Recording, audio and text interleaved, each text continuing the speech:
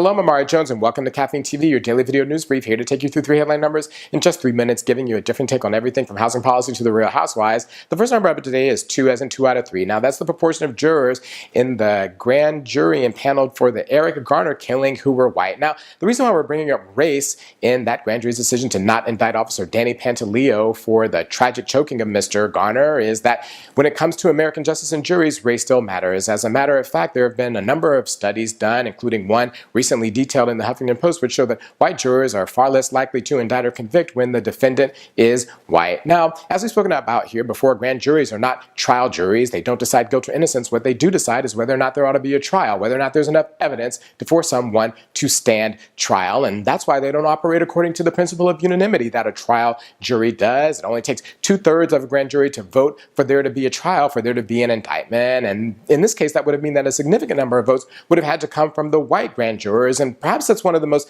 disturbing things about what we know about this case so far, this tragic affair, is that a group of human beings looked at another human being losing his life at the hand of others and decided that whatever happened that day shouldn't have been decided in an open court. The next number up today is 15, and that's the number of unarmed black men in high-profile cases who died at the hands of the NYPD. That was detailed today in the New York Times, and that's been the case since 1990. Now, only in one of those cases was the police officer indicted, convicted, and served time. Only in one. But the uptick in these types of cases began to occur when New York began to implement its broken windows policy of policing. And as Kai Wright details today in Color Lines, broken windows essentially says that quality of life crimes like drinking in front of your house or selling loose cigarettes ought to be treated as the same as injurious crimes like assault and murder. The idea is that if you roll up criminals on small things, you roll them up on big things. But what you end up doing is creating conflict between cops and the communities that they serve, and too often these encounters are turning deadly, and when they turn deadly, the law is on the side of the police officer. All they have to say is they were trying to enforce the law, and that in the course of doing so, they felt threatened and they used force, and there you have it. And isn't that what Daniel Pantaleo said in this case? That he was just trying to enforce the law, and that Mr. Garner resisted, and he ended up using force on him, and he died, and he's really sorry about it. So in the end, it comes down to the word and the credibility of the cop. But do we really believe that if the circumstances were totally different, and if it was 6 black cops piling on a white grandfather, that there wouldn't have been an indictment?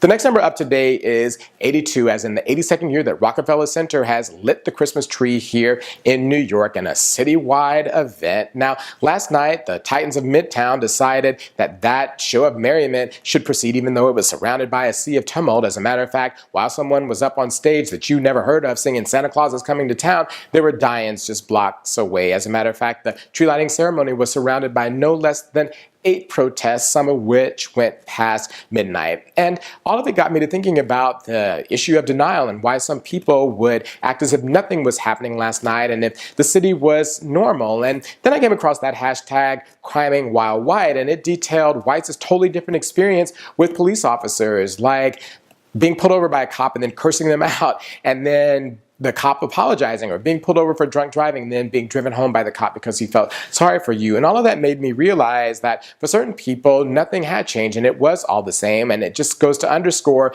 what Bill de Blasio said last year when he was running for mayor, that New York really is a tale of two cities, and nothing detailed that more than last night.